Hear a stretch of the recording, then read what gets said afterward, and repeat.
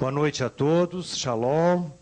O Departamento de Cultura Judaica, o Departamento Cultural da Hebraica, tem a satisfação muito grande de recebê-los para mais uma noite de atividade, sem dúvida, iluminadora, atividade que nos alimenta internamente. Nós estamos vindo de um ciclo de palestras, debates, filmes, enfim, muita coisa que nos instiga, nos faz pensar, nos ajuda a compreender a realidade tão complexa dos dias de hoje. A Hebraica se junta hoje à Sociedade Brasileira dos Amigos da Universidade Hebraica de Jerusalém, conta com o apoio do Instituto Brasileiro de Humanidades, IBH, e da Federação Israelita do Estado de São Paulo, para receber aqui em São Paulo Olavo de Carvalho, que chegou hoje para esse evento, um evento que numa segunda noite concorreu público tão animado e preparado para receber as palavras do Olavo, ouvir a sua preleção.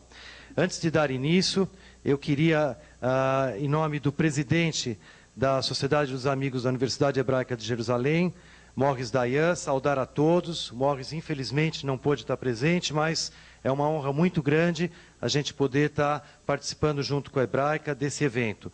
Também o presidente da federação, aqui representado pelo Ricardo Birkenstadt, que representa o Jaime Blay, presidente, também grande incentivador do evento, da noite. E eu queria, antes de dar início, convidar o nosso presidente, Arthur Rotenberg, da Associação Brasileira Hebraica de São Paulo, para dar uma lembrança ao nosso palestrante, um importante livro. O Olavo é um homem de... Quantos livros, Olavo? 50? Não, só 13. Só 13? Ora. Eu fui responsável por 2, né, Olavo? Eu lancei o Olavo há 20 anos atrás, quando eu tinha editora. Por favor. E agora ele foi o primeiro editor do Olavo. Agora ele está ganhando um livro também editado aqui na Hebraica. Acho que o Arthur vai. Boa noite a todos, boa noite, doutor Olavo. É um prazer tê-los aqui. Diante de uma plateia um pouco diferente da que eu estou acostumado, afinal de contas, geralmente, os eventos da Hebraica eu conheço, se não 100%, 90% da plateia. Hoje nós temos uma plateia bastante heterogênea, o que é muito bom, o que é muito saudável. É importante que todos saibam da pluralidade da Hebraica, de que a Hebraica tem as suas portas abertas à comunidade brasileira, paulistana, que a Hebraica oferece muitos eventos culturais, não só para os seus associados. E eu estava comentando com o Ricardo, que está representando o presidente Jaime Blay, na ausência do Dayan e do Blay, pelo menos um presidente veio, né? Mas eu queria desejar a todos uma excelente palestra, sejam muito bem-vindos ao nosso clube. Para aqueles que estão nos visitando, saibam que a Hebraica tem 51 anos de idade, aproximadamente 28 mil associados, e é um clube judaico inserido na vida dessa cidade, na vida desse estado, na vida desse país, e que vem contribuindo ao longo desses 51 anos com o crescimento do nosso Brasil. Dr. Olavo, é uma honra tê-lo aqui e vamos ouvi-lo com o maior prazer. Muito obrigado e boa noite.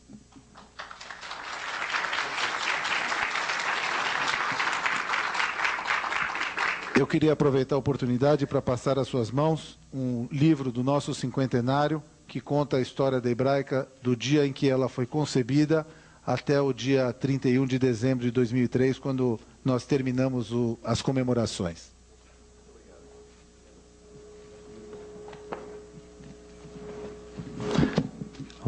O presidente Arthur Rotenberg realmente representa a casa como presidente, mas eu não posso deixar de mencionar, temos Naum Rotenberg, ex-presidente da Hebraica, Natan Berger, ex-presidente da Federação. A luz aqui não permite ver todo mundo. Temos a nossa vice-presidente social e cultural, Esther Tarandash, Gabi Milevix, assessor do presidente. Enfim, temos aqui viu, Arthur, um apanhado muito importante, e eu acho que isso já vem acontecendo em vários eventos. Então eu acho que a Hebraica realmente está bastante ativa dentro da sua programação. Para quem não conhece, acho que mal é necessário apresentar o o Olavo de Carvalho. Ele é apoiador do evento Instituto Brasileiro de Humanidades. Ele é colunista do Jornal da Tarde, Página 2, Zero Hora, Folha de São Paulo, O Globo. Ele tem, como ele falou, 13 livros publicados. Ele já publica há mais de 20 anos, né? Começamos em 84. E, sem dúvida, eu acho que a gente vai ter a oportunidade de ter um debate muito bom. Eu recebo aqui quem quiser mandar as perguntas por escrito. O Olavo também oferece a oportunidade ao longo da palestra de esclarecer dúvidas que se coloquem. Então, diretamente ao palestrante, Olavo de Carvalho.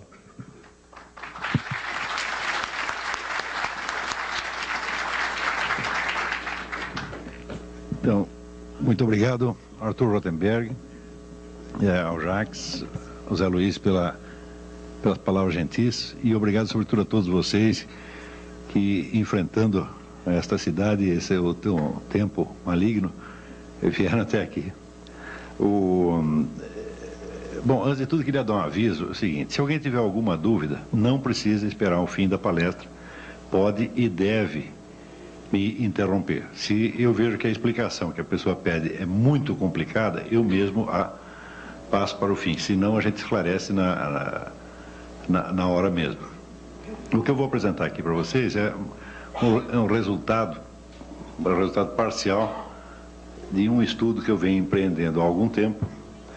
As conclusões não são definitivas, elas ainda são bastante provisórias, isso ainda vai ser muito investigado e aperfeiçoado.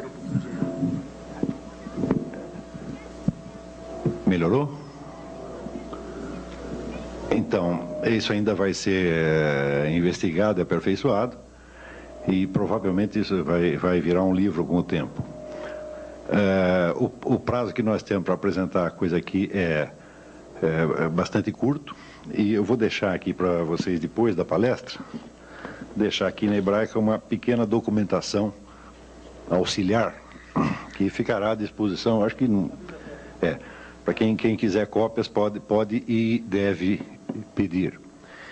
Eu trouxe esses vários livros porque tem uma citaçãozinha de cada um que a gente vai ler, e alguns cuja leitura eu vou recomendar fortemente. Se o ponto de partida dessa investigação parecer muito remoto, quer dizer, para falar de algo que está acontecendo no século XX, eu tiver que remontar até o século XVI, vocês não fiquem impacientes, não, é porque a coisa é realmente complicada. Toda a situação mundial que nós assistimos tem raízes muito profundas na história do Ocidente, e essas raízes não são fáceis de rastrear. A norma que foi seguida neste estudo foi a do bom e velho Spinoza, que dizia: não rir nem chorar, mas compreender. Então, há fenômenos que são demasiado graves e demasiado assustadores para que nós nos permitamos o luxo de ter perante eles reações emocionais, mesmo de indignação. Quando as coisas são muito graves, aí mesmo é que a gente tem que ficar de cabeça fria e botar o nosso cérebro para funcionar, nos baseando também numa outra máxima, esta de Goethe, que dizia: é urgente ter paciência. Entendeu? O problema é complicado, nós não vamos conseguir entendê-lo se estivermos com pressa, se estivermos nervosos, se tivermos já assim, vamos dizer, opiniões feitas, opiniões prontas, que só vão nos atrapalhar a intelecção do processo. O ponto de partida desta investigação foi, há muitos anos, algo que eu li do filósofo alemão Martin Heidegger. Era uma teoria que ele apresentava sobre as origens do totalitarismo. Ele dizia que a origem remota do totalitarismo estava na entrada da modernidade, quando, com René Descartes, a filosofia proclama a possibilidade que o indivíduo humano tem de chegar a um conhecimento de validade universal a partir tão só do exame de si mesmo e de uma espécie de introspecção. Este é o princípio básico do racionalismo, quer dizer que se o sujeito conhecer 2 ou 3 premissas universais, ele pode deduzir, tirar da sua própria cabeça a totalidade do sistema das ciências. E dizia Martin Heidegger que se existe esta possibilidade do indivíduo humano ter por si mesmo uma visão tão abrangente, tão segura da realidade, então está suposto que o indivíduo detentor deste conhecimento deve ser também o detentor da autoridade sobre o mundo. Ele raciocina que não pode haver o totalitarismo sem a ideia de um controle total da sociedade e do processo histórico, e essa ideia, por sua vez, também não poderia existir, segundo ele, sem um conhecimento total e abrangente da realidade. Então, a pretensão de conhecimento desse novo tipo de indivíduo que emerge com a ciência moderna estaria aí a raiz do totalitarismo. Eu vou ler um trechinho para vocês de um livro majestoso, um estudo magistral sobre isso, de um autor chamado Alain Renaud. O livro chama-se A Era do Indivíduo. Ele escreve um pouco, às vezes, com aquele estilo um pouco pesado e tortuoso que é tão característico dos filósofos franceses, mas vale a pena. Ele diz: em toda uma tradição que, partindo de Heidegger, conduz tanto a Hannah Arendt quanto a Claude Lefort, o fenômeno totalitário vê-se interpretado através da sua relação com o reino da subjetividade, segundo um raciocínio não desprovido de sedução. O totalitarismo define-se, com toda evidência, como a tentativa de uma política de dominação total. Ora, tal projeto não pode ser concebido senão lá onde o campo sócio-histórico é representado como suscetível de ser integralmente controlado por um poder que o tornasse transparente e que racionalizasse todos os seus aspectos e que logo se tornasse o seu senhor e possuidor. O senhor e possuidor é uma expressão de Descartes, é o homem como senhor e possuidor da totalidade da natureza. Nesse sentido, o fantasma da dominação total não seria senão o último e o mais monstruoso rosto da promoção moderna cartesiana da subjetividade. Muito bem, essa é a teoria de Heidegger, né? O totalitarismo. Prosseguindo neste raciocínio, Heidegger diz que, com o racionalismo moderno, então, se no mesmo instante que se inaugura o sonho ou a ambição de uma ciência universal capaz de dominar, portanto, o processo histórico e controlar totalmente a vida social, no mesmo instante aparece, então, o princípio da racionalização da sociedade moderna. Para a racionalização aqui se referia a Max Weber, que, colocando toda a sociedade, vamos dizer, a serviço de um processo industrial cientificamente organizado, elimina, então, vamos dizer, as ligações dos indivíduos com as suas respectivas comunidades de origem, ou seja, ela desacultura milhões de pessoas. Por exemplo, no começo da Revolução Industrial, massas inteiras de antigos artesãos abandonam as suas coletividades, abandonam as suas pequenas cidades e vão para a cidade grande, para a capital, onde se tornam operários de indústria ou desempregados. Então, criando uma multidão de pessoas desarraigadas, que já não tem mais aquela identidade cultural originária, aquela ligação pessoal que tinham com as suas comunidades de origem e que agora são como se fossem átomos soltos no anonimato da sociedade industrial. Então, estes dois processos que Heidegger menciona, primeiro esse a ideia do controle total da mente humana sobre a realidade e a ideia do desarraigamento, aí estariam, vamos dizer, duas fontes, então, do totalitarismo moderno. Por um lado, pela ambição, vamos dizer, do controle total e, por outro lado, pela desumanização causada, vamos dizer, por esse rolo compressor da sociedade moderna que esmaga as pequenas comunidades, as culturas tradicionais, e instaura em lugar deles a máquina anônima e impessoal da sociedade industrial. Este diagnóstico eu li há mais de 20 anos, e me pareceu razoável no momento. Só que mais tarde surgiram duas perguntas. A primeira pergunta é o seguinte, quer dizer que se o totalitarismo começa com essa exaltação da inteligência individual e da consciência individual, como é possível que a primeira coisa que o totalitarismo faça ao se instalar seja justamente esmagar todas as consciências individuais? Na verdade, se alguma consciência individual tem o primado num regime totalitário, só pode ser a consciência individual do governante, e a todas as outras é negado, então, um privilégio similar de conhecer a realidade tão bem quanto ele acha que conhece.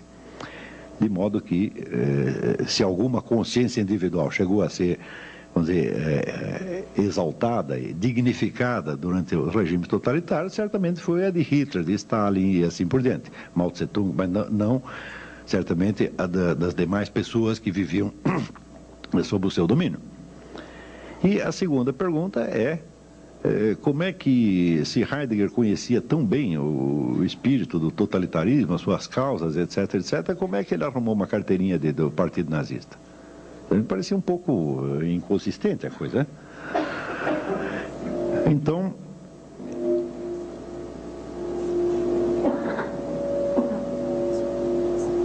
examinando a coisa por este lado, a gente pode observar que uma das promessas iniciais do Partido Nazista e que pareceram mais sedutoras ao público da época foi justamente a crítica da sociedade industrial moderna e o apelo ao arraigamento cultural, aquele negócio de sangue e solo. Quer dizer, a identidade nacional germânica, que seria, através do nazismo, segundo prometia, seria reconquistada, devolveria a estes pobres átomos soltos da sociedade industrial um senso de participação e de conexão pessoal com a sua comunidade. Ou seja,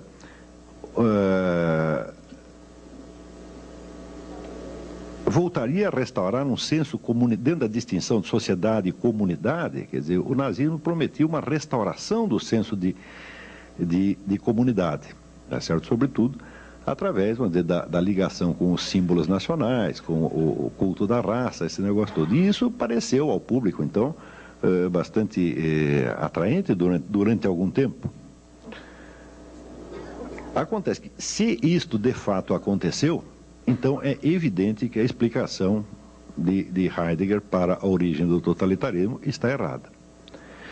Quer dizer que ele diz que o totalitarismo está intrinsecamente associado à impessoalidade da sociedade moderna, que destrói as culturas tradicionais e solta os indivíduos num mundo anônimo, por assim dizer, num deserto de relações humanas, nos quais ele só tem, vamos dizer, entre si uma ligação funcional e econômica, e já não mais os laços pessoais que tinham, vamos dizer, com tradição, religião, aldeia, etc., etc. Ora, mas se foi possível criar um novo totalitarismo, para saber, o totalitarismo nazista, né, com base na promessa exatamente contrária, então quer dizer que esta relação intrínseca que Heidegger está vendo entre a impessoalidade da sociedade moderna e o totalitarismo não existe. Quer dizer, a coisa deve ser outra, a linhagem deve ser outra, completamente diferente. Ou seja, é possível você instaurar um totalitarismo de tipo, vamos dizer, anônimo, organizativo, voltado totalmente para a modernização industrial, e é possível também instalar um outro totalitarismo com vamos dizer, o apelo justamente contrário, quer dizer, com o apelo comunitário, o apelo à raça, ao passado, à tradição nacional, etc., etc., né? E havia as duas possibilidades. Porém, a coisa não terminava só aí. Quer dizer, aí de cara, com isto se dissolve a ideia assim, muito unívoca e simples do totalitarismo, e já começamos a vê-lo como um bicho que pode ter duas caras exatamente opostas uma à outra. Porém, essas duas caras também não eram unívocas, porque no totalitarismo comunista, embora ele fosse de tipo cosmopolita, quer dizer, embora fosse se apresentasse como um movimento ainda mais modernizante e ainda mais racionalizante até do que o capitalismo, ele também, de algum modo, cultivava o senso de comunidade, tá certo? Através exatamente da participação no partido. Quer dizer, o partido se tornava, vamos dizer, um novo elo de solidariedade entre as pessoas, né? Substituindo os elos de família e de tradição que tinham sido perdidos. Nós podemos observar, quando nós estudamos a história da cultura que se criou em torno do movimento comunista, e nós vemos a quantidade de sentimentalismo que está associado a esta cultura. Por exemplo, no tempo que se falava do paizinho Stalin, ou hoje, quando as pessoas veem a juventude de Che Guevara e derramam lágrimas, né?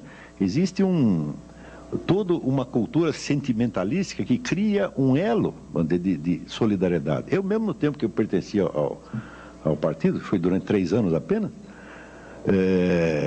eu me sentia integrado naquele movimento, não só politicamente, mas humanamente.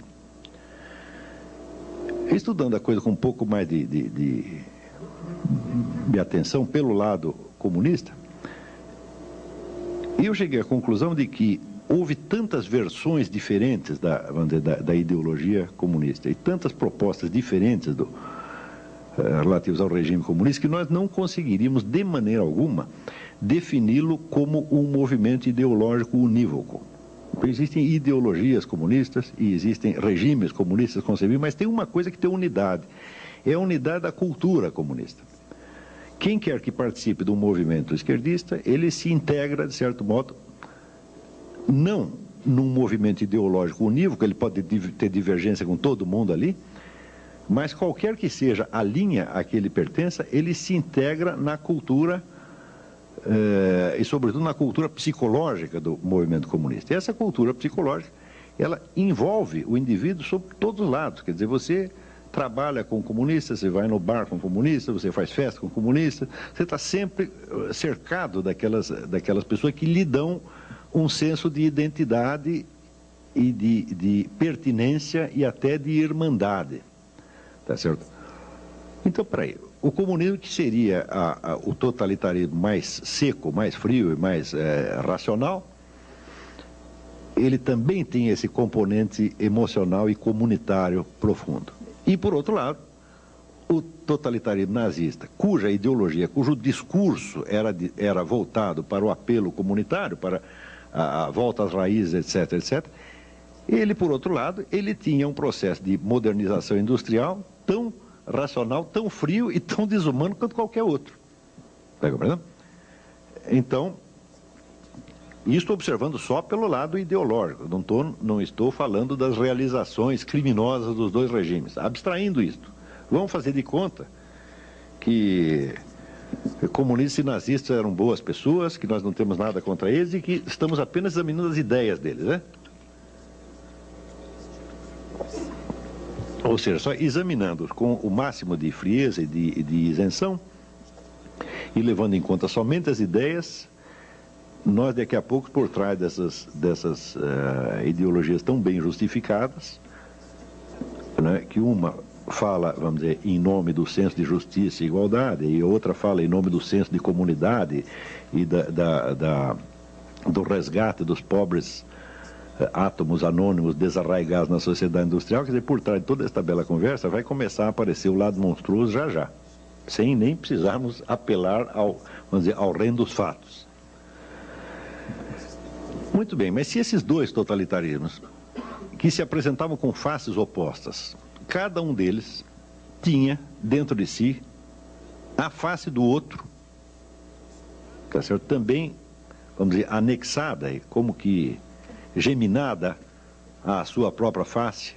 Quer dizer, vamos falar de um totalitarismo societário, um totalitarismo comunitário. Esses termos são provisórios, eu ainda não achei os termos adequados para isso, mas para simplificar a guerra, diremos que o socialismo era um totalitarismo societário, tá certo? Quer dizer, voltado para uma dissolução ainda maior das comunidades tradicionais e para uma racionalização ainda maior da sociedade.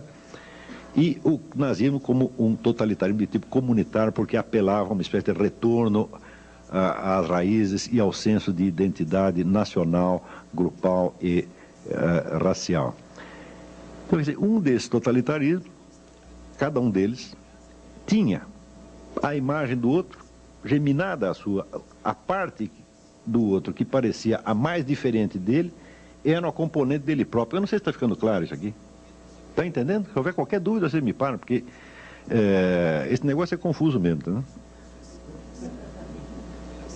Não, eu estou há anos fazendo o melhor que eu posso para ver se eu consigo achar, quer dizer, as pistas direitinho, consiga mapear esta coisa, dizer o que está acontecendo, afinal de contas, o que é isso, né? E naturalmente todos nós podemos errar, e às vezes a massa de informações que tem nisso é tão grande que eu mesmo acabo me atrapalhando. Então,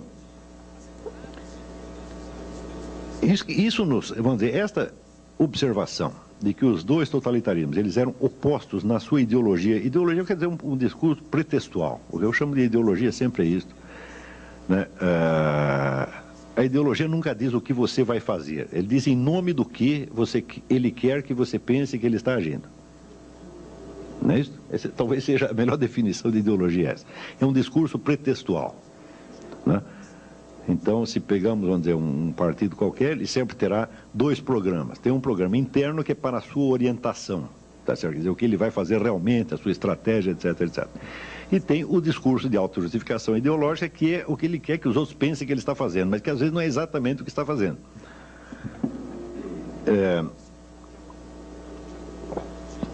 E se acompanharmos, por exemplo, a trajetória, vamos dizer, desses regimes nos momentos de máxima condensação totalitária, aí é que a duplicidade de estratégia e ideologia se torna uma coisa quase alucinante, porque os camaradas todos fazem exatamente o contrário do que estão dizendo, e isto é sistemático, não é uma coincidência, não.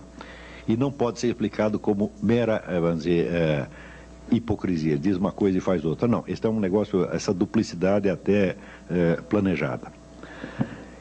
Muito bem, a partir da hora que verificamos que existe esta duplicidade de totalitarismos e dentro de cada uma delas tem uma nova duplicidade interna, aí é que a teoria explicativa do Heidegger foi mesmo pro brejo, quer dizer, não sobrou nada. O processo, em suma, é muito mais complexo do que se poderia imaginar. Mas esta mesma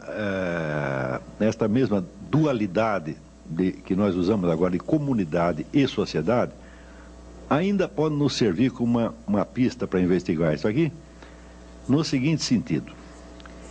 Em toda a sociedade humana que existiu até hoje, toda e qualquer sociedade humana, sempre existe, por um lado, os papéis sociais que as pessoas desempenham, ou seja, a identidade social que cada um tem, como, por exemplo, no momento eu me compreendo a mim mesmo como conferencista e vocês como auditório de conferencista, né? O Arthur Rotenberg se entende a si mesmo como presidente da Hebraica, etc, etc. Vamos dizer, são as identidades que nós desempenhamos na sociedade, com as quais nós nos mostramos e nos compreendemos a nós mesmos na sociedade. Mas existem certos momentos, tá certo, onde você é violentamente despido da sua identidade social. Por exemplo, no instante que você é assaltado na rua, tá certo? Aí um sujeito encosta um revólver na sua cabeça, tá certo? E quer o seu dinheiro, quer esse dinheiro exista, quer não exista, tá certo? Então, neste momento, todas as ligações que você tem na sociedade falham. Você está separado de tudo e você está reduzido à condição humana no seu sentido mais físico, tá certo? Você é apenas um corpo humano vivente que pode estar morto dali 2 segundos. Ou seja, os seus compromissos sociais não contam mais, os seus deveres sociais não têm mais a mínima importância, naquele momento você está dispensado de todos eles, e os benefícios que você espera obter da sociedade também não existem. Uma outra circunstância onde você é desligado da sua identidade social por exemplo, por ocasião de certas experiências extremas. Eu me lembro que quando eu era jovem, tinha 18 anos, eu participei do recenseamento escolar do governo do falecido Adhemar de Barros, e eu participei disso no litoral sul, perto ali de Iguape, Cananéia, E nós íamos pelo meio do mato, procurando os moradores para ver se tinham crianças, quantas crianças tinham, se estavam na escola, se não estavam, etc, etc. E chegou uma hora que nós nos perdemos. E ficamos 4 dias, estava eu e mais 2 funcionários, 4 dias no meio do mato, tá certo? Então, ali nós sentimos o que era estar totalmente desamparado das nossas conexões sociais. Ali não havia mais, nenhum de nós era nem mais cidadão brasileiro, nem eleitor, nem pai, nem mãe, nós éramos apenas organismos humanos ameaçados. Uma outra situação que provoca este desligamento seriam, por exemplo, experiências com drogas. O drogado não tem uma identidade social, ele não sabe quais são os seus direitos e deveres sociais, etc, etc. Ele está reduzido a um conjunto, vamos dizer, de sensações e imaginações que assinalam a sua condição de corpo vivente, de organismo vivente, tá certo? E nesse instante, ele pode se relacionar com outras pessoas, mas não através do papel social. É um tipo de relação mais primitiva, tá certo? E que implica, por um lado, a total insegurança, mas por outro também a total liberdade.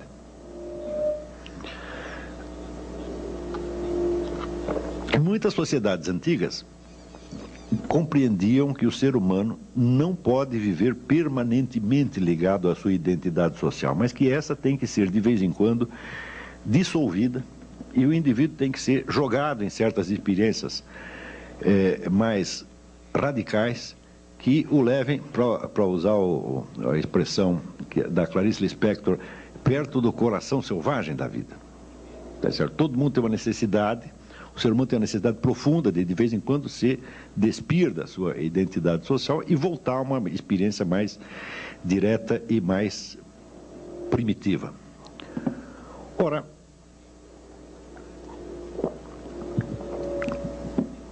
se entender essa diferenciação dos papéis sociais e da experiência mais direta, ficou claro isso? Muito bem. Todos os movimentos totalitários, sem exceção, conseguiram colocar massas de pessoas trabalhando por um tipo de organização social mais centralizada, mais controladora e, de certo modo, até mais racional, mais unificada, utilizando justamente este tipo de experiências que despiam a pessoa da sua identidade social e entregavam vamos dizer, a uma certa vivência mais brutal, mais direta e mais primitiva e imediatamente vestiam nele uma outra identidade, agora já conforme aos planos do Partido Comunista Nazista, etc, etc. Eu vou ler aqui para vocês um outro paragrafinho. Isso aqui é de um clássico da sociologia, Karl Mannheim. E o trabalho se chama Estratégia do Grupo Nazista. Eu não sei se esse livro ainda existe em circulação, é uma edição já bastante antiga. Chama-se Diagnóstico do Nosso Tempo. Alguém conhece? Nunca leram isso? Estou ficando velho mesmo. Então, nas bibliotecas deve ter, mas deveria ser reeditado. Então, diz Karl Mannheim, Hitler inventou um novo método a que se pode dar o nome de estratégia do grupo nazista.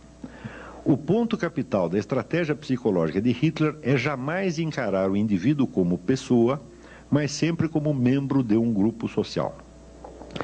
O que Hitler faz por instinto está de acordo com o descobrimento da moderna sociologia, ou seja, de que o homem é mais facilmente influenciado através dos vínculos do grupo. E o que é mais importante ainda, as reações dele variam conforme o grupo particular a que pertence. O homem porta-se diferentemente na família, no clube, no exército, em seus negócios ou como um cidadão em geral. Cada grupo, aparentemente, possui suas próprias tradições, proibições e formas de expressão peculiares e, enquanto as conserva intacto, apoia e orienta o comportamento de seus membros. Hitler sabe instintivamente que, enquanto as pessoas se sentem abrigadas em seus próprios grupos sociais, ficam imunes à influência dele. O artifício da estratégia de Hitler, portanto, consiste em romper a resistência do espírito individual por meio da desorganização dos grupos aos quais esse indivíduo pertence. Essa desorganização tem de ser rápida e violenta simultaneamente. Mesmo assim, porém, o seu efeito só será duradouro se conseguir formar imediatamente novos grupos que fomentem o gênero de comportamento aprovado pelo partido. Então, bom, assim, há duas fases principais na estratégia do grupo de Hitler: a decomposição dos grupos tradicionais da sociedade civilizada e uma rápida reconstrução baseada em um padrão de grupos inteiramente novo. Ou seja, o indivíduo é induzido, assim, por um processo muito rápido, a se desligar ou da família, da igreja, do seu grupo local, etc, etc. Então, naquele momento, ele está entregue, vamos dizer, àqueles medos mais primitivos que justamente eu experimentei, por exemplo, quando estava perdido no meio do mato. Você não tendo os vínculos grupais, você não sente a proteção. Então, automaticamente, você sai buscando, quer dizer, uma nova identidade, e daí aparece o sujeito com a carteirinha do partido e diz: olha aqui, meu filho, você paga aqui a mensalidade do partido, está resolvido o seu problema. Isso aqui, evidentemente, não é uma propriedade particular de Hitler. Muitos movimentos de massa fazem a mesma coisa, e nós observamos isso diariamente na nossa própria sociedade, nós vemos isso acontecendo. Mas este jogo, vamos dizer, do indivíduo no seu isolamento, devolvido, vamos dizer, ao terror primitivo, tá certo? Por um lado. E, por outro lado, o indivíduo integrado no grupo e disciplinado segundo o grupo, aí também existe uma certa ambiguidade. Porque a integração no grupo subentende também a disciplina e a obediência, portanto, pode ser o veículo da opressão. E, por outro lado, a independência do indivíduo jogado no meio do mato e isolado dos seus vínculos grupais, pode significar, por um lado, o terror do isolamento e, por outro lado, também a liberdade. Com esses elementos psicológicos, todos os movimentos de massa sempre jogaram. É por isso que você entende que eles podem, por um lado, te prometer a liberdade no instante mesmo em que te submetem a uma disciplina ainda mais pesada do que aquela que você tinha antes. Quer dizer, você quer se libertar, por exemplo, você quer se libertar do seu pai? Eu digo, bom, agora vamos botar um comissário político nas suas costas e você vai ver o que é bom para tosse, tá certo? Se liberta da família, cai dentro do Partido Comunista, do Partido Nazista, uma coisa assim, onde certamente vão te oprimir muito mais.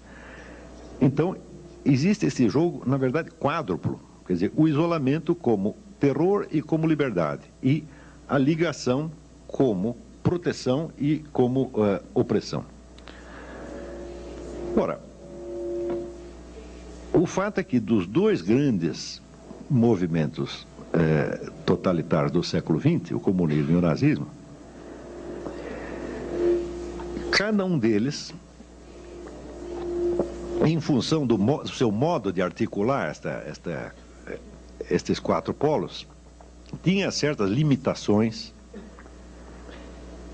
que, independentemente de quaisquer erros estratégicos ou até independentemente das violências e crueldades que acabaram fazendo na prática, impedia a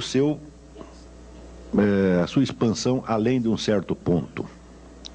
Ou seja, o senso de participação comunitária que se podia obter através do comunismo era bastante limitado, porque, afinal de contas, vamos dizer, uma comunidade internacional de proletários é uma comunidade anônima, é uma comunidade onde não existe mesmo a identidade individual, onde o indivíduo se dissolve, tá certo?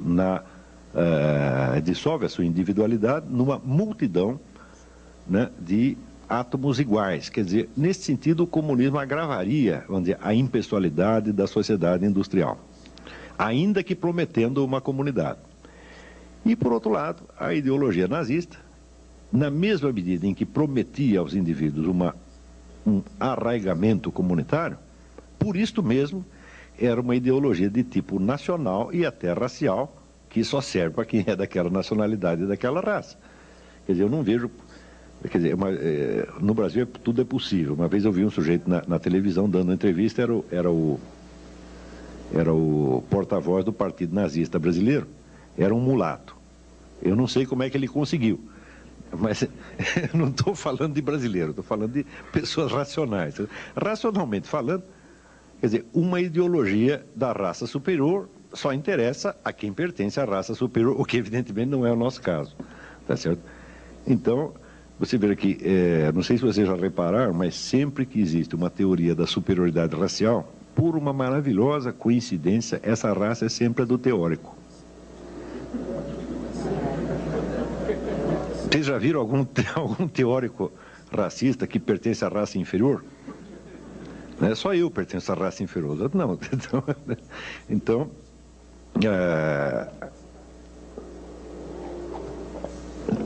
onde quer que você veja uma pretensão de superioridade racial, e nós a vimos, por exemplo, não só no caso nazista, mas nós vemos hoje certo teórico do movimento black americano, eu lendo esses camaradas, né, eu vejo como é fácil, né, você argumentar nesse sentido, desde que você esteja assegurado que o resultado da sua pesquisa científica será provar que o superior é você.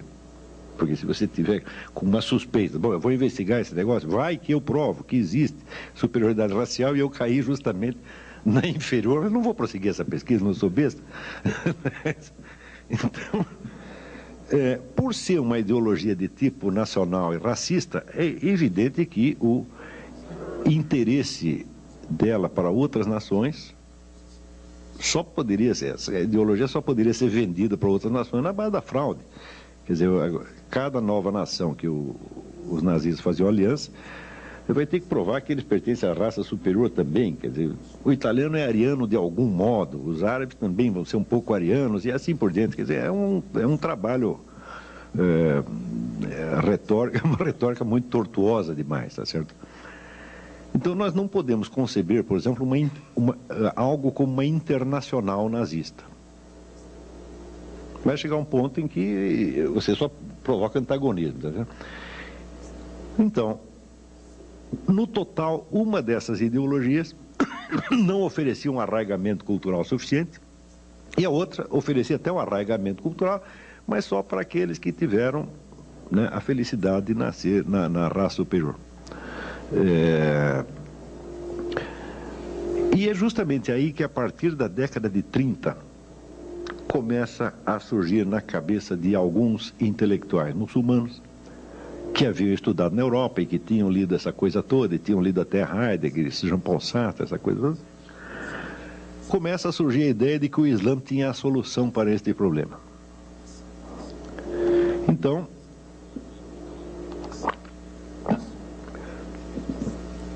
pelo lado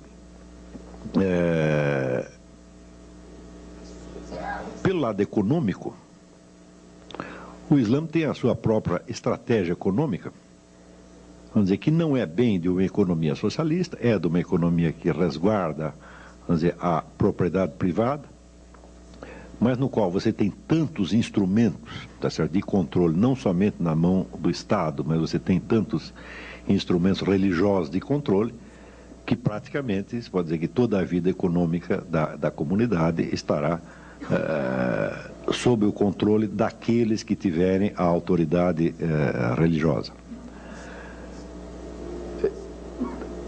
Pelo lado cultural,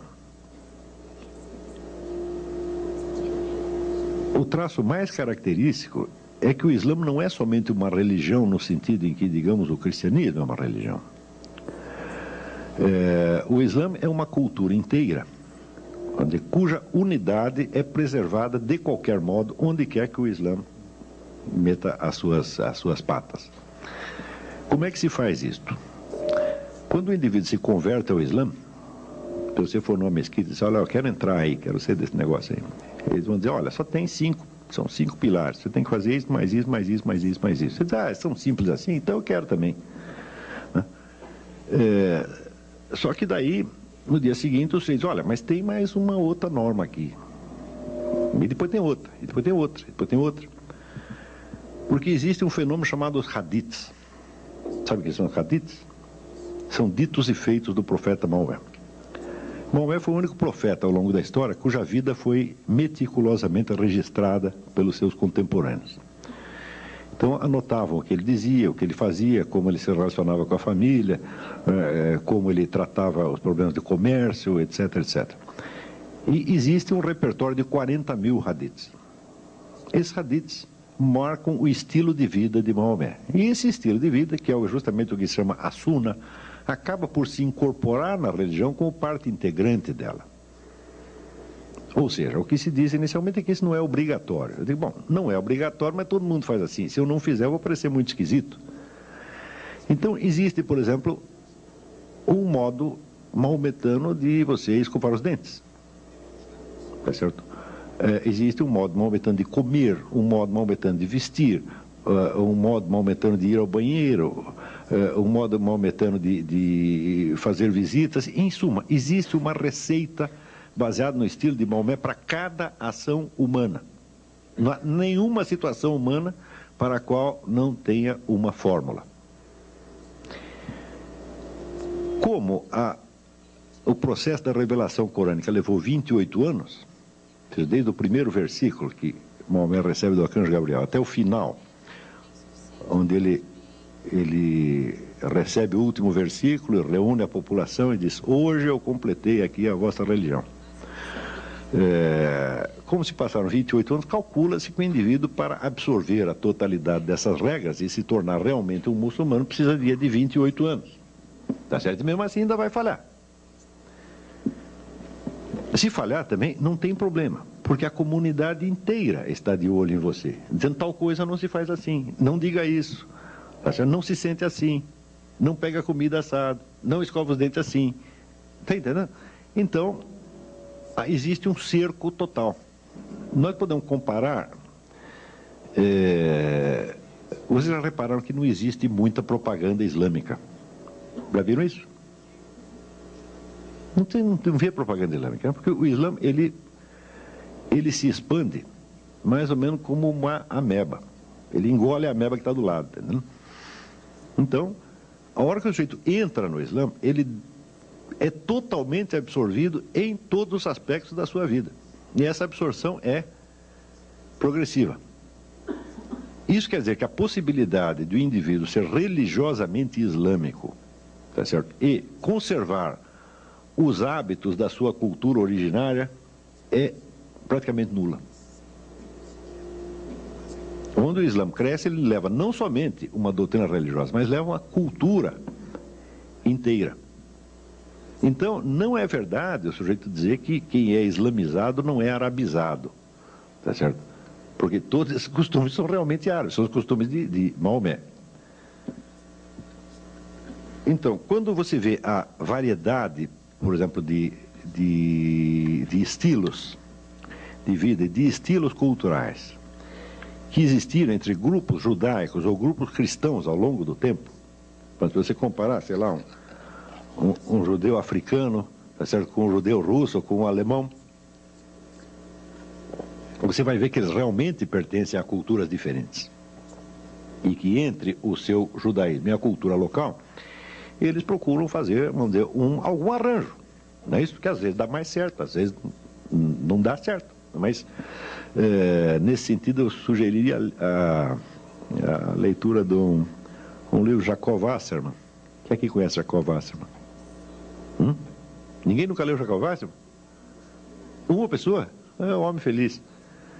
O Jacob Wasserman é o Dostoiévski do século XX, do maior romancista da humanidade. E ele escreveu, além do romance, escreveu um livro que chama Meu Caminho como Judeu e como Alemão. E ele vai investigando esse paralelismo da condição de judeu e de alemão até chegar a um ponto que você olha, isso aqui é inseparável, nós não temos mais como nos separar da nossa germanidade. Né? Bom, mas isso é porque nasceu lá, se tivesse nascido na Rússia seria outro negócio.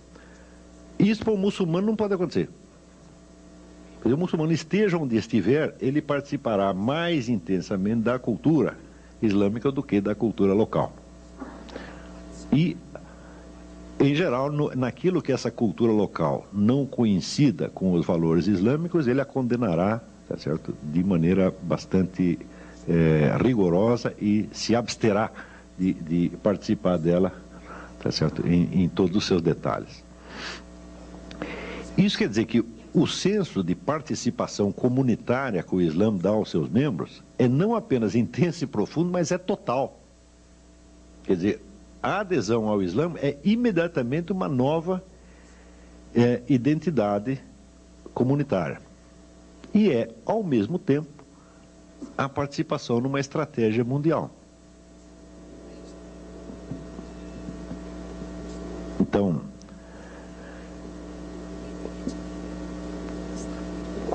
isso quer dizer que, contemplando o problema dos dois totalitarismos, o muçulmano da década de 30 e 40 começou a ter ideias.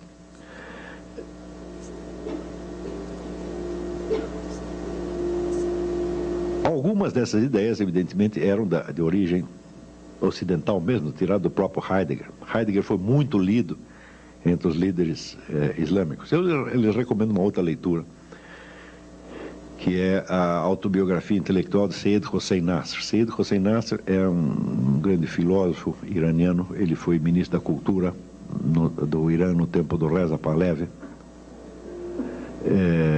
Essas maquininhas infernais são um problema, hein?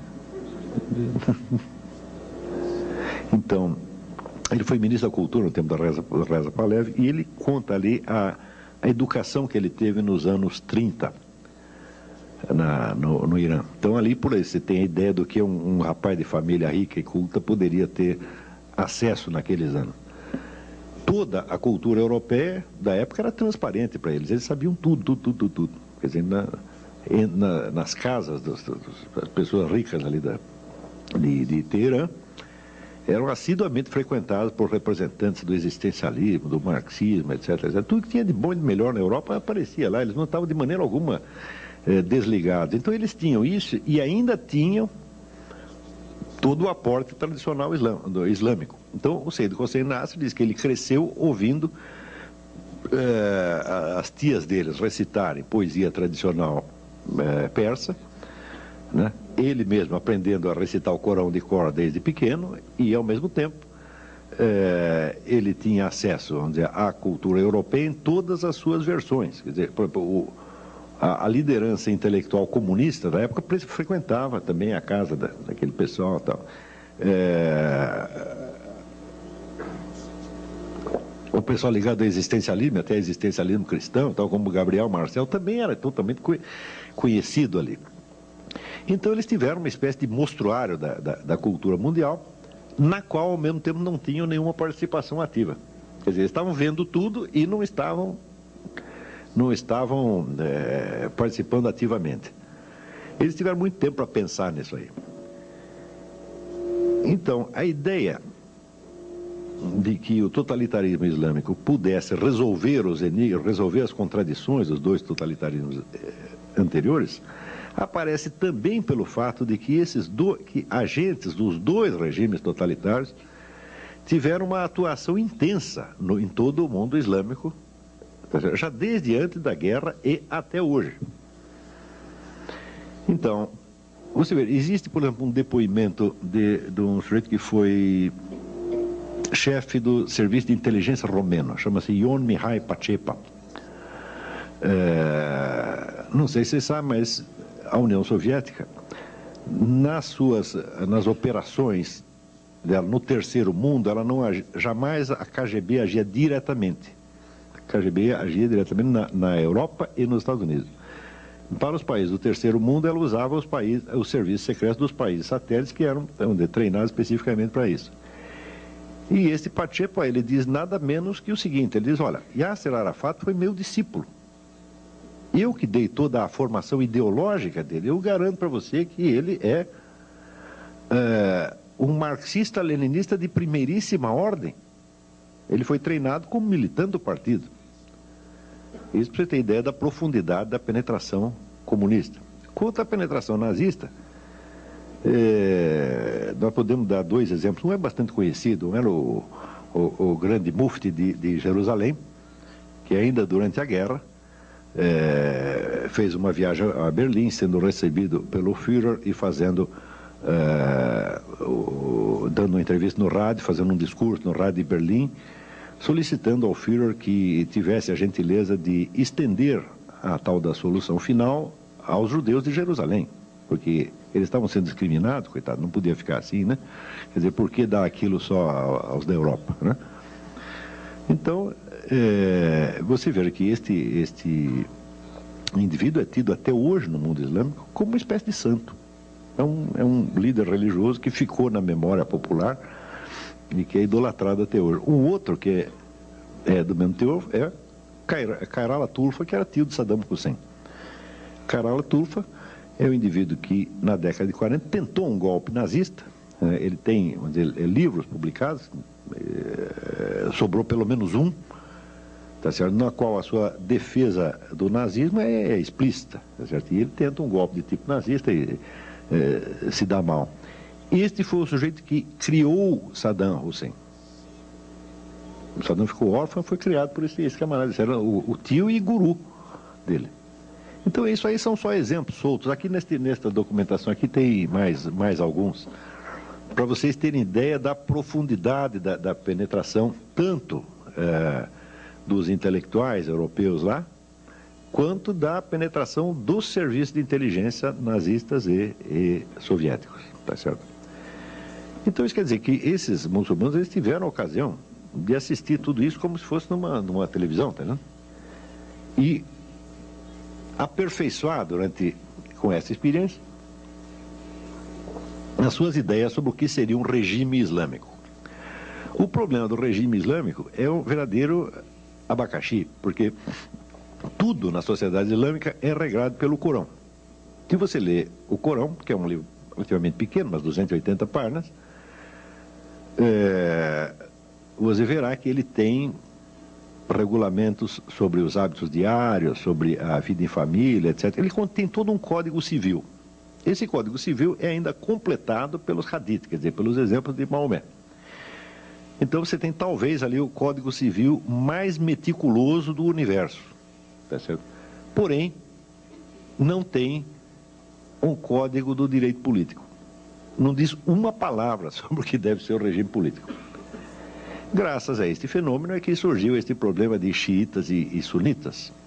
Porque enquanto Maomé esteve vivo, então, de certo modo, ele condensava na pessoa dele os vários aspectos da sociedade e da liderança islâmica. Ele era ao mesmo tempo um líder religioso, um líder militar, era o guru da população, ele era ministro de todas as pastas e assim por diante. Então, ele era o fator de unidade do regime entre aspas, islâmico. Não havia regime nenhum, o regime era ele. E era um homem de um gênio absolutamente extraordinário, que tinha solução para todos os problemas. Então, enquanto ele vivia, ninguém teve que raciocinar muito, porque ele resolvia tudo, né? Quando o sujeito morreu, no dia seguinte, já deu o rolo. Porque aí eles perceberam que não havia regime nenhum. Então, primeiro, nós temos que eleger nós temos que ter um chefe esse negócio, né? Então, alguns achavam que esse chefe tinha que ser, vamos dizer, um continuador da obra de Maomé. Portanto, alguém investido também da missão profética e dotado do carisma profético. E outros disseram, não, de jeito nenhum, o único profeta que teve era esse. Ele disse que ele era o selo da profecia, então acabou, não tem mais profeta agora. Tá, então tem que ter apenas um governante civil, tá certo? E o guiamento espiritual da comunidade deve caber à própria comunidade nos seus, vamos dizer, representantes mais eruditos e mais ilustres, que formariam o que se chama Uma. Uma é a comunidade, mas não a comunidade no sentido de todo mundo. A Uma é a comunidade de todo mundo que pensa e que está interessado no assunto, né? Então, esta entidade informal, a Uma, é que seria o guiamento espiritual da comunidade. E outras já não, nós temos que ter aqui um profeta, e escolheram, evidentemente, o genro de Maomé, Ali, que era, de fato, espiritualmente o homem mais notável da comunidade, não só espiritualmente, mas intelectualmente, sobre um monte, era um tipo muito especial, né?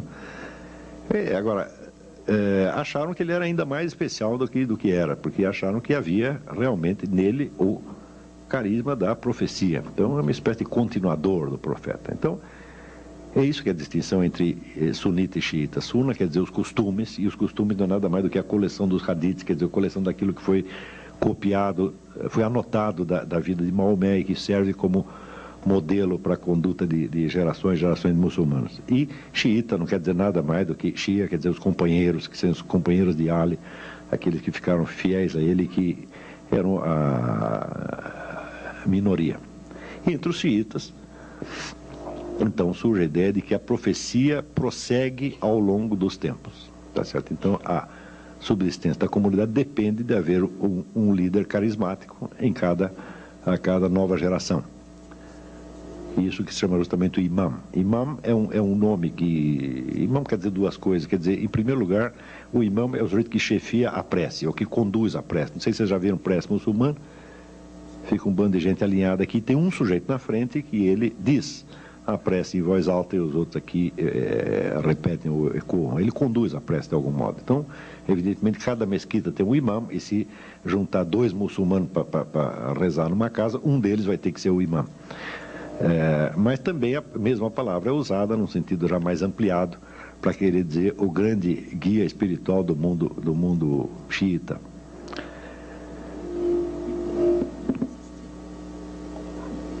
Esta divisão de sunita e xiita então já mostra, vamos dizer, a indefinição e a contradição interna do Estado Islâmico.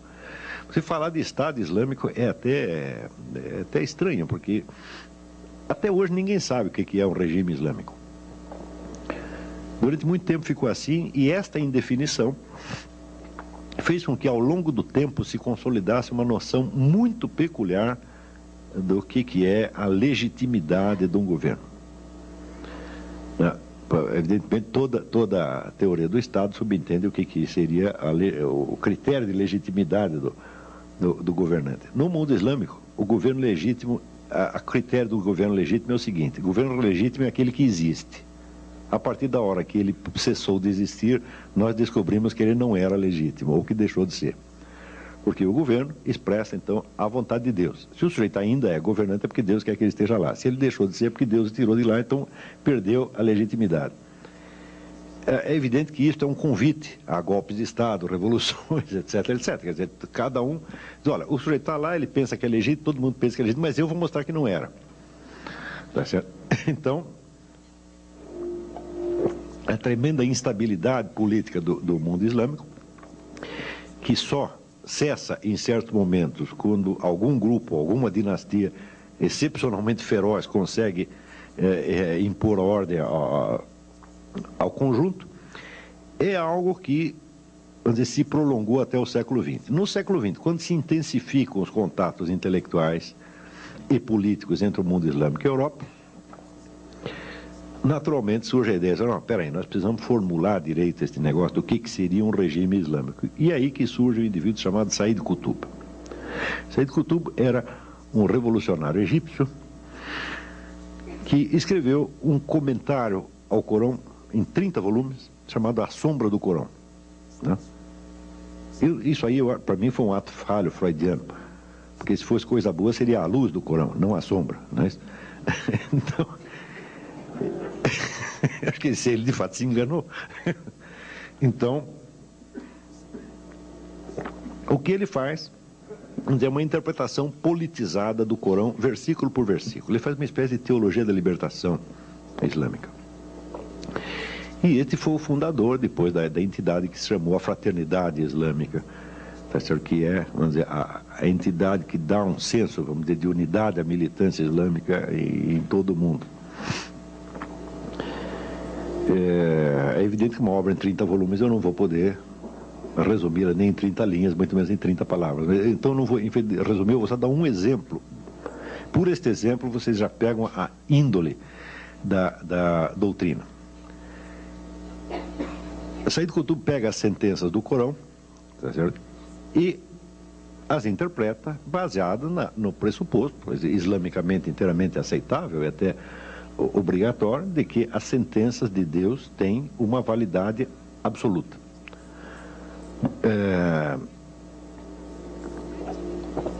Uma das sentenças diz o seguinte: há uma definição corânica de tirano.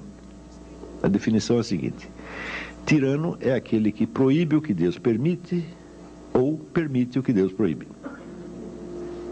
É boa a definição, é ótima, não é isso?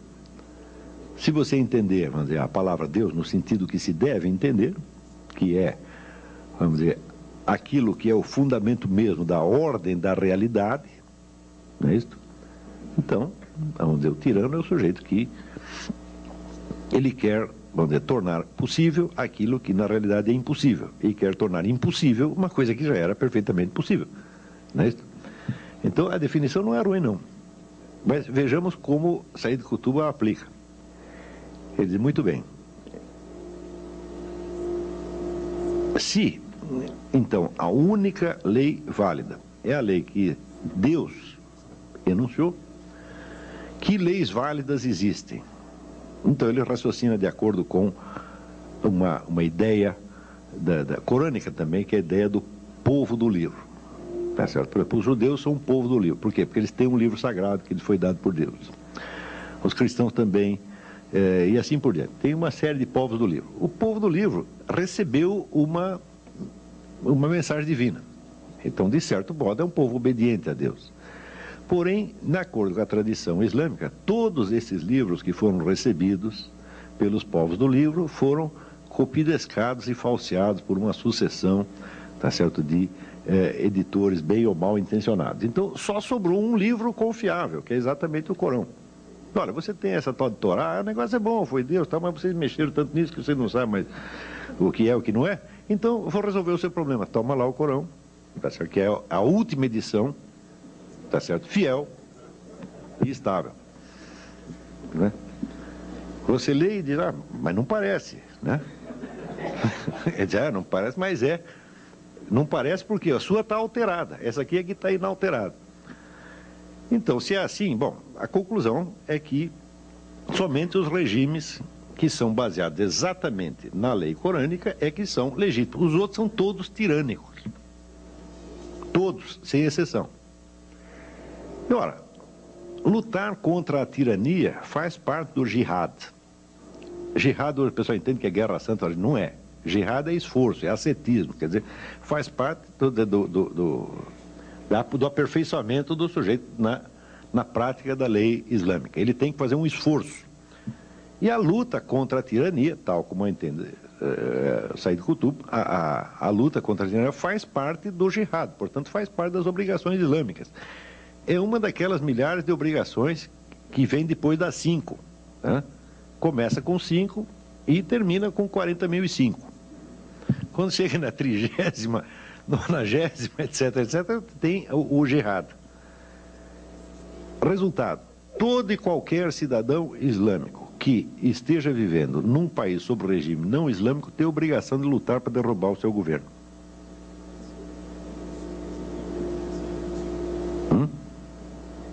Isso não é um modo de dizer, é uma coisa assim, muito simples e direta. Você está aqui no Brasil, o governo é islâmico? Não. Então você tem que derrubar. Esta ideia está circulando, vamos dizer, nos livros de Said Qutb desde a década de 30. E Said Qutb foi lido por todo mundo. Tá certo? Said Qutb tem no mundo islâmico vamos dizer, um público como o Billy Graham tem nos Estados Unidos, ou como... Não, que Bispo Macedo? 40 Bispo Macedo. Tá, não tem aqui um líder religioso comparável. Você vai falar, o Frei Beto, o Leonardo Boff? Fala, não, esses aí meia dúzia de pessoas leram. O Said Qutb, assim, todo mundo leu. E quem não leu, ouviu falar e recebeu a mensagem dele de algum modo. As primeiras gerações de muçulmanos que ouviram esse sujeito falar acharam aquilo horrível. Tanto que acharam horrível que Said Qutb foi enforcado pelo governo egípcio. Tá certo? Mas as gerações seguintes já começaram a gostar do negócio. Então, você pode dar por bastante razoável a ideia de que as doutrinas de Said Qutb já se impregnaram totalmente no movimento islâmico, não só nas entidades mais ostensivamente radicais, mas há um fundo daquilo em toda a sociedade. Esta progressiva formação da ideia do governo islâmico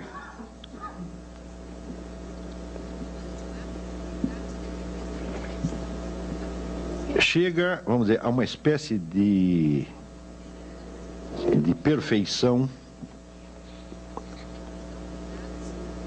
mais modernamente, nas últimas décadas, quando se forma a ideia de que o Islã, por ter uma mensagem divina, tá certo? Ele é o complemento espiritual natural da revolução socialista no mundo. Então, primeiro tem que haver a revolução socialista, a qual, porém, lamentavelmente, deixará o homem desarraigado da comunidade e desligado do sentido último da vida. Porque a revolução socialista é toda feita em função de pretextos meramente econômicos, uma justiça meramente econômica, uma coisa assim. Ele diz, tudo isso é muito bom, mas é evidente que nem só de pão vive o homem, tá certo? Então, o Islã é a cereja do bolo socialista. Quer dizer, depois de feita a Revolução Socialista, nós indicaremos ao mundo já socializado o caminho de Deus, tá certo? Então, digamos que o socialismo seria para o futuro mundo islâmico mais ou menos aquilo que Júlio César foi para a civilização cristã. Ele é o único unificador do mundo antigo. A partir da hora que unifica o mundo antigo, então entra uma nova, preparado o corpo da Europa, então tem uma nova mensagem que dará uma nova vida espiritual à civilização. Isto aqui, a ideia de socialismo mais espiritualidade islâmica, isto já ganhou o mundo islâmico. Não há um sujeito lá que não tenha essa ideia na cabeça. Uns podem ser mais bonzinhos, querem realizar isso através do voto, né? Porque uns também não leram só Karl Marx e Lenin, uns leram também Antônio Gramsci, tá certo? Então, o Antônio Gramsci é o sujeito, né, da revolução indolor. Nós vamos expandir a ideologia socialista de tal modo, nós vamos colocá-la, não vamos fazer propaganda socialista, nós vamos colocar o socialismo no dicionário, o socialismo nas entrelinhas da música popular, o socialismo nos livros didáticos, etc. No fim, todo mundo vai ser socialista sem perceber. Quando todos forem socialistas sem perceber, tá certo? Daí passaremos para o socialismo, assim, num passe de mágica, sem necessidade de nenhum trauma. Então, existem também os islâmicos gramscianos. E também nós podemos ir social islamizando a cultura mundial de tal modo que, no fim, a transição se fará de maneira indolor. Bom, não é necessário ser muito inteligente para perceber por que nesta perspectiva, surge o fenômeno do neo-antissemitismo. Por que os judeus saem mal pelas duas possibilidades? Quando eu comecei a estudar isso, veja esse fenômeno do neo-antissemitismo, que agora está todo mundo assustado e todo mundo considerando um negócio imprevisto, eu devo me gabar, tá certo? Se é que isso é motivo de se gabar, de que muitos anos atrás eu já sabia que isso tinha acontecido. A partir desses estudos, eu falei, mas é impossível, os caras vão querer, mas daqui 10, 15 anos vão querer tirar o judeu do caminho. Porque, do ponto de vista da cultura socialista, o judeu é o representante do capitalismo. Isso, pelo menos, é o que diz Karl Marx. Karl Marx dissolve a ideia mesma de uma identidade judaica. Isso não existe. O que existe é o capitalista. E eles são os capitalistas. Então, a hora que nós destruímos o capitalismo, a identidade judaica irá para o brejo. Tá certo? E os judeus se integrarão na cultura socialista como todo mundo. Esta ideia, vamos dizer, foi levada ao pé da letra por Lenin. Lenin, então, logo toma o poder, ele cria no Partido Socialista, no Partido Comunista, uma famigerada seção judaica. A função da seção judaica era treinar militantes para que, se prevalecendo das suas ligações de família e de língua, penetrassem então nos grupos judaicos para espionar, denunciar, etc, etc, etc. Talvez alguns aqui tenham ouvido falar do famoso Rabino Schneerson, que era o grande santo, líder espiritual judaico no tempo da Revolução Russa, e que foi o sujeito que mais pagou por esta brincadeira, que passou 22 anos na cana, um negócio assim.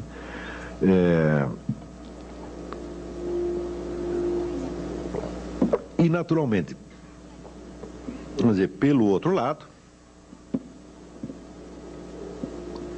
Você imagina o que significa para um povo como o alemão, que ainda no século XVIII se acreditava na Europa que o alemão era uma língua boa para se falar com os cavalos?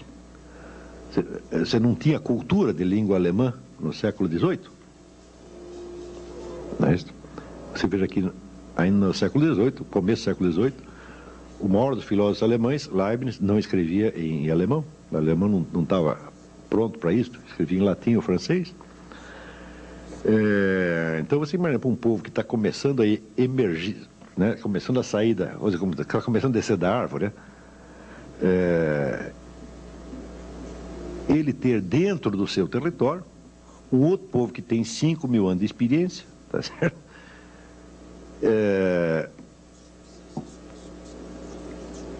E que é, pela sua simples presença, a prova da inferioridade da população local.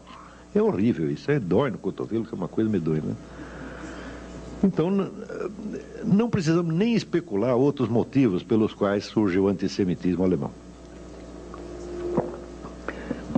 Quer dizer, um povo antigo, organizado, culto, capaz, que tem, vamos dizer, a coisa mais básica para o sucesso na vida, que é o capital cultural herdado. Não tem nada que ajude você, tanto na vida quanto você já recebeu isso de casa, tá entendendo? O alemão não tinha isso, tá? Então, basta isso para... Claro que houve outros motivos, mas este já é um motivo suficiente. O judeu era, de certo modo, pela sua simples presença, um antídoto à ideia de uma identidade racial germânica. Eu digo, mas que raio de identidade racial vai ter essa cultura? Assim, metade dos escritores e os cientistas, são tudo judeus. Tem identidade racial nenhuma, isso é uma balela, né?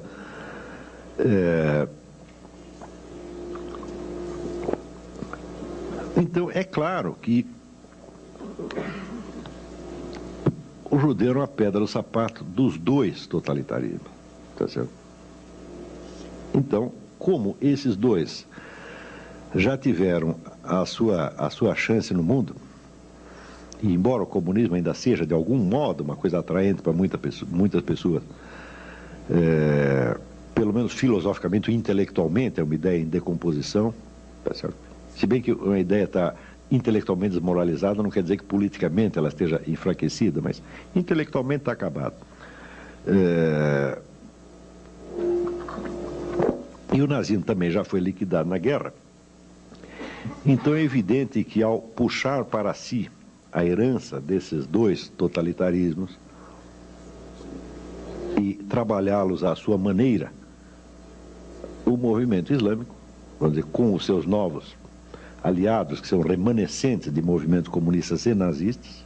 Você não pode esquecer que em Nova York, naquelas passeatas que teve logo depois do 11 de setembro, passeatas pacifistas, estava ali o pessoal comunista e black, tudo de mão dada com o David Duke, que era o homem do partido nazista, quer dizer, juntaram todos, tá certo? Então, não é de estranhar que, absorvendo esta herança, ele criasse também este movimento, o qual também tem que ser estudado sob outros aspectos, que depois mais tarde nos debates a gente entra, mas eu para esta conferência peguei só por este aspecto. Não é de espantar que esse movimento criasse um neo-antissemitismo, que é um pouco diferente dos outros, tá certo? É um pouco diferente, mas evidentemente tão perigoso quanto, sobretudo pela sua abrangência.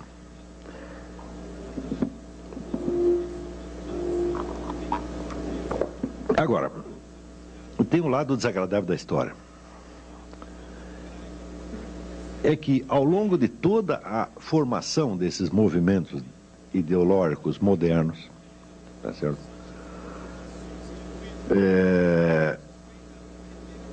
Houve muitos autores e pensadores judeus que contribuíram para isso. Mas judeu porque não tinha nascido judeu. Vem por um bocado de Trotsky. Trotsky não aceitava ser chamado de judeu. Ele não gostava disso. Mas os judeus acham que ele é judeu. Então, naturalmente, tem um certo carinho pelo sujeito, porque ele é gente nossa. Não é isso? Assim como, por exemplo, agora, faz uma semana, no Congresso de Israel, alguns deputados pediram que o governo israelense fosse processado e punido pelo Tribunal Penal Internacional. É um caso estranho de você pedir, vamos dizer, uma intervenção estrangeira no seu próprio país. Quer dizer, você pega a soberania e diz, olha, aqui não é mais soberano não, tira esse sujeito aí, quem manda agora é o Tribunal Penal Internacional. E 2 desses deputados eram de origem árabe, mas tinha um monte que não eram, tá certo? É evidente que a primeira vez que o Tribunal Penal Internacional tirar um governante de dentro do seu país, o seu país não existe mais como nação soberana. Me parece uma coisa bastante óbvia. A soberania significa justamente não poder ser julgado a não ser pelo seu próprio povo. Aí você tem uma entidade estrangeira que tem mais poder do que o seu governo, acabou a soberania. Então, 2 deputados, um grupo de deputados pede lá a soberania nacional. Naturalmente, esses deputados também dizem, mas eles são judeus, eles são gente nossa, nós temos que carregá-los no colo. Né? Eu digo, esse é um problema. No dia da passeata anti-Bush, lá tinha um monte de judeus fazendo passeata, junto com o pessoal black, não é isso? Que é aquele que tipo Louis Farrakhan, né? E também com David Duke. Mas quando chega em casa, o que pensa? A mãe dele, a avó dele, a tia dele, diz, não, ele também é judeu, ele é gente nossa. Entendeu? Então fica carregando toda essa gente no colo, e você sabe como é que essa história termina. Não é isso? Então, vamos dizer, para terminar esta parte, eu gostaria de fazer um lembrete que talvez não soe, tem muito agradável, mas, veja, o povo que protege os seus próprios traidores, ele paga 2 vezes. Ele paga pela traição que sofre e paga porque ele leva a culpa da traição. Tá certo? E isto já aconteceu com os judeus muitas vezes ao longo da história. Então, na hora que surge, por exemplo, a noção de... Vocês já ouviram a expressão judeu ortodoxo? Assim como tem o católico praticante. Não é isso? Ora, o que é um judeu ortodoxo? É um sujeito que cumpre todos os mandamentos, mas ninguém cumpre todos os mandamentos. Todos nós somos humanos e imperfeitos. Antigamente, quando um judeu não cumpria alguns mandamentos, ele esperava que os outros rezassem por ele e desse tudo certo, não era assim? Não havia esta noção de um judeu ortodoxo e um não ortodoxo. Não havia esta divisão no corpo da igreja, no corpo da identidade judaica, como não havia uma divisão similar no corpo da igreja católica. A hora que você aceita que existem judeus ortodoxos e não ortodoxos, significa que você meteu na sua cabeça que existe uma identidade judaica alheia à tradição judaica como tal. E essa identidade simplesmente não existe. Isso quer dizer que, se você pensar a comunidade judaica só como comunidade cultural, ela não existe. Porque essa tem características diferentes em cada cultura. Tem a cultura russa, a cultura alemã, africana, brasileira, etc, etc, etc. Mas, ou seja, ou existe um vínculo com uma tradição e existe alguma lealdade que é necessário ter, tá certo? Para com as origens da comunidade, ou então ela não existe mais. Do mesmo modo seria o que é o católico não praticante. Antigamente não havia católico praticante, tinha católico, os católicos mais, digamos, bem comportados e mal comportados, mas não todos igualmente católicos. O sujeito que nunca ia na missa, na Idade Média, o sujeito que nunca ia na missa, nunca confessava, nunca comungava, tá certo? Mas tinha sido batizado, ele era tão católico quanto os outros. Não se dizia tinha o praticante e o não praticante. Na hora que você aceita que existe o ortodoxo e o não ortodoxo, ou o praticante e o não praticante, você está cortando no corpo da sua identidade comunitária e você está correndo perigo a partir desse momento. O perigo pode levar 1 década, 2 décadas, 1 século, 10 séculos para aparecer, mas algum dia te pegam, tá certo? E quando pegam, não é brincadeira. Então,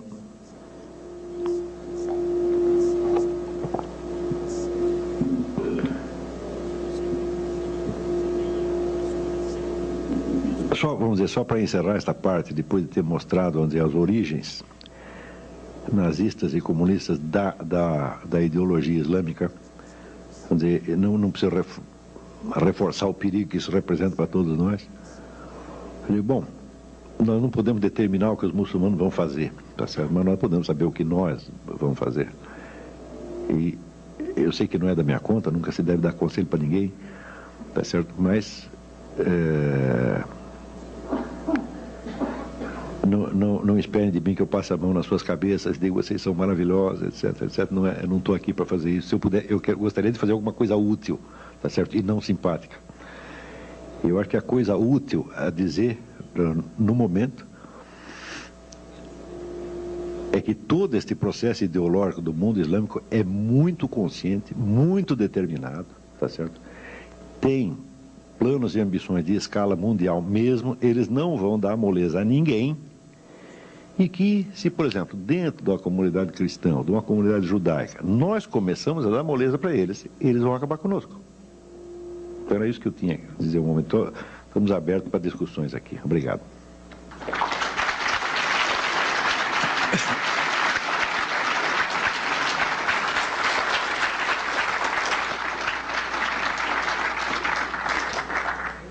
Olá, eu tenho já algumas questões que chegaram aqui. Na verdade, aqui é uma frase para você comentar. É do Márcio Mendes. A terceira grande guerra instalou-se na política, na economia, no social, com destaque na religião. Militarmente, num espaço não medido de tempo, a deflagração total será sentida. Pede o seu comentário da frase. Se é que eu entendi o que você quis dizer, eu acho que você tem razão, sim. Quer dizer, nós já estamos vivendo essa guerra, né? Isso já está instalado. A guerra existe a partir do momento em que um dos personagens envolvidos não aceita de maneira nenhuma a existência do outro, tal como o outro está. Quer dizer, se você tem um plano, vamos dizer, de socialismo mundial, de islamismo mundial, pronto, você já declarou guerra. Quer dizer, você poder realizá-la materialmente ou não, bom, isso depende de você ter um pouco mais de dinheiro, um pouco mais de sorte, um pouco mais de tempo, tá certo? E às vezes acontece que, estando decidida já a guerra, ela acaba não se realizando, mas enquanto nós não tirarmos essa ideia da cabeça das pessoas, elas vão estar em guerra conosco. E você veja, no momento em que o islamismo oferece uma nova chave totalitária, o que é que ele faz? Ele absorve em seu favor todos os remanescentes das outras duas ideologias.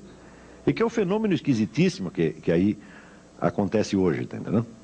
Quer dizer, quando a gente vê, por exemplo, pensa bem, e nas passeatas de Nova York você vê aquelas feministas mais radicais, tá certo? Marchando ao lado dos piores machistas que tem na face da Terra. Não é isso? E como é possível coisas tão contrárias? Bom, elas são contrárias na expressão vamos dizer, de valores determinados pelos quais elas lutam, mas o seu fundo e a sua origem ideológica é exatamente a mesma. Quer dizer, o Islã fica uma boca de funil e tudo vai cair para lá. Tá entendendo? Agora, espero que vocês entendam que quando eu estou falando, vamos dizer, do Islã moderno, revolucionário, eu seria o último a querer, vamos dizer, jogar sobre o Islã tradicional as culpas do Islã revolucionário. Assim, seria tão absurdo quanto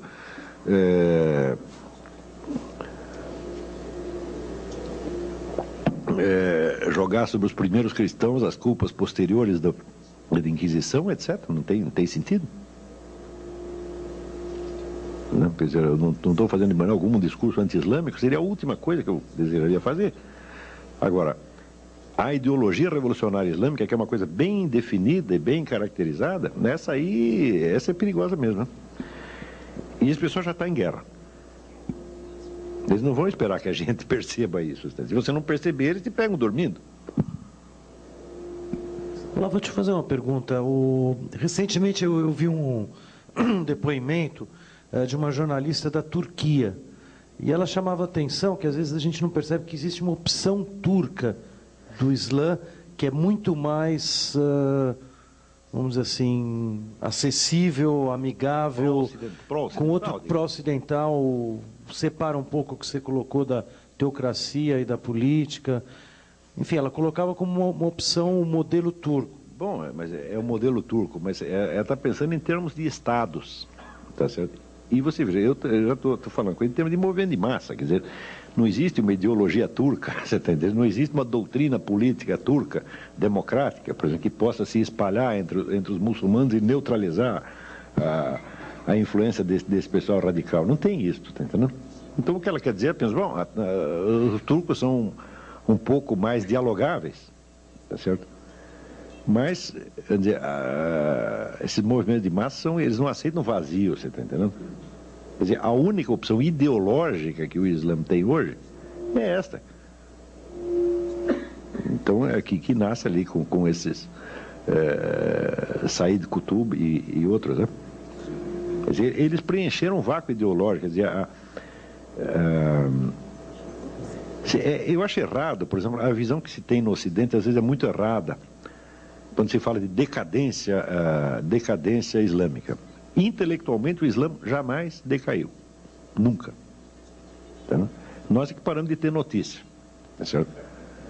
Mas, por exemplo, tem um livro que eu recomendo, chama Un Islam Iranien, do Henri Corbin, é um grande historiador da filosofia, tá certo? Que dá ideia, vamos dizer, da tradição filosófica iraniana, tal como ela continuava até o momento que ele estava escrevendo aquilo, que era a década de 40, 50, é uma coisa muito impressionante.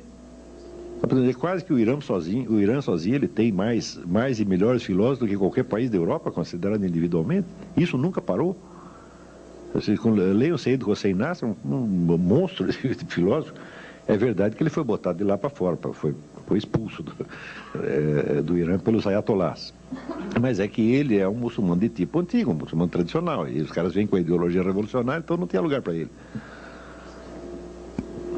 Nova, uma pergunta breve aqui, mas onde se insere o terrorismo nesta organização, entre aspas?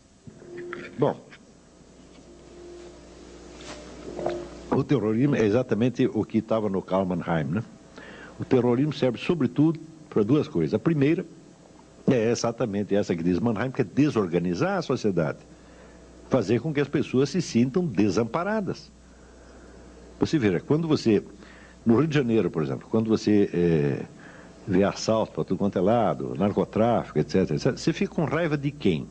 Dos traficantes? Eu nunca vi ninguém com raiva dos traficantes. Você fica com raiva do governo. Não é assim? Isto é a estratégia do grupo nazista, como diz o Mannheim. Você se sente desamparado pelo seu grupo, você fica com raiva do grupo e se afasta dele. E é aí que eles te pegam mesmo. Tá certo? Então, o terrorismo é, sobretudo, esta arma psicológica para fazer você ficar com raiva do seu governo. Nós vimos o que aconteceu na Espanha. O pessoal ficou com mais raiva do Aznar do que de quem jogou a bomba. Está compreendendo?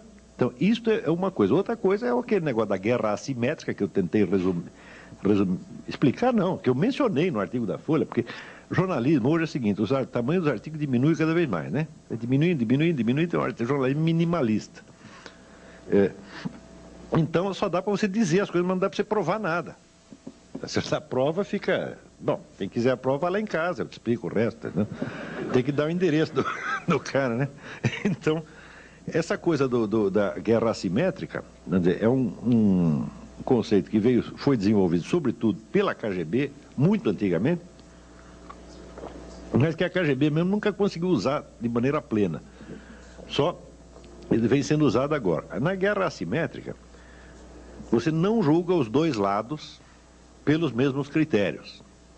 E eles, de certo modo, não fazem a guerra no mesmo campo. Um está lutando aqui e o outro está lutando no outro plano. Quer dizer, os exércitos não se encontram. Tá, né? Então, por exemplo, no caso dessa, se você pega o que se publica, por exemplo, contra Israel, Israel é sempre cobrado e exigido em nome de certos compromissos morais, jurídicos, etc., que o governo israelense tem. O outro lado não é cobrado por quê? Porque não tem compromisso nenhum. Então, um lado pode tudo, o outro não pode nada. Agora, o lado que pode tudo, ele ainda pode fazer chantagem emocional com o outro, chantagem moral com o outro. Isso foi muito bem aplicado no tempo da Guerra da Argélia. Talvez foi o primeiro laboratório. Né? Tem esse livro do Jacques Beau, que é um estrategista suíço, chama A Guerra Assimétrica ou A Derrota do Vencedor. E ele mostra que na Guerra da Argélia, o pessoal da Frente Nacional de Libertação fazia tudo, fazia narcotráfico, assassinato em massa, tomava dinheiro do povo, usava prostituição, mas fazia o diabo, era um inferno aquilo lá. Mas, se um sargento francês deu umas bofetadas num prisioneiro argelino, aquilo era denunciado na mídia do mundo inteiro, tortura, sabe? Então, o julgamento, a mídia é diferente. Esse aqui pode fazer tudo. O outro não pode fazer nada. Por quê? Porque o outro assume compromissos legais. Nós não assumimos nenhum, nós estamos livres. Então, um lado fica acima do bem e do mal. Então, você veja agora, eu também escrevi sobre isso, escrevi no Globo. Então, olha, os americanos, o que eles fazem com os prisioneiros iraquianos? Eles tiram a roupa deles, fazem umas piadas de mau gosto, humilham o sujeito, não é isso? E os iraquianos, o que fazem? Esfola, queima vivo, corta o pescoço. Tá certo? E por que o pessoal fica mais indignado com o que o americano fez? Bom, você tem de fato, são dois delitos. Tá certo? Mas não são a mesma coisa, não tem a mesma gravidade. Não é isso? Então por que o delito menos grave causa mais escândalo? Porque quem o cometeu está comprometido moralmente, ele tem compromisso, ele é uma democracia, ele é um Estado constituído, etc. E o outro? Nós já somos bandidos mesmo, nós temos direito a tudo. E é por isso que o povo também não fica com raiva do assaltante, do sequestrador, do narcotraficante, mas fica com raiva da Rosinha Garotinho.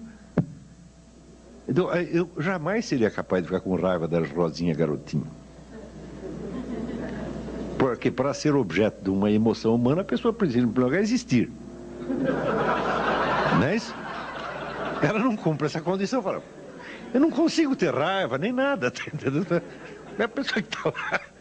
Agora, eu dos traficantes e bandidos tenho raiva sim. Agora, quando você começa a ficar com raiva do verdadeiro agressor, para ter raiva dele, você precisa ter uma certa coragem. Santo Tomás de Aquino diz o seguinte, que a única diferença entre o raiva e o medo, ele diz que a raiva e o medo são a mesma emoção. Só que se você mede o adversário e ele é mais fraco, você fica com raiva. Se ele é mais forte, você fica com medo. Lá eu tenho um comentário aqui está aqui identificado, da Viviane Ravetti.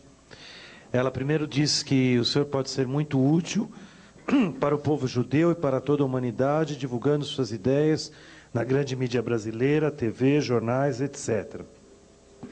E ela termina com uma pergunta. Por que os governos não muçulmanos não se preocupam com a ideia dos muçulmanos dominarem todo o mundo? Na verdade, eu acho que a grande pergunta para as próximas décadas, eu não sei a resposta dessa pergunta, você vê que existe um remanescente de movimentos de massa, tanto comunistas quanto nazistas, você soma tudo o que era anti-ocidental, e que por isso mesmo é também por tabela é anti-judaico, tudo isso se reúne quando numa ideologia que hoje se chama nacional-bolchevismo. O teórico do nacional-bolchevismo é um filósofo russo chamado Alexandre Dugin. Ele fez assim uma... Mas a desgraça pouco é bobagem, você está entendendo?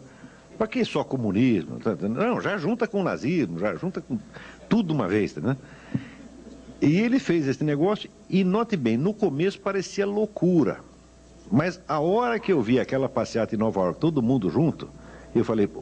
Louco não é o Dugin, louco sou eu que não entendi que esse negócio ia acontecer mesmo, entendeu?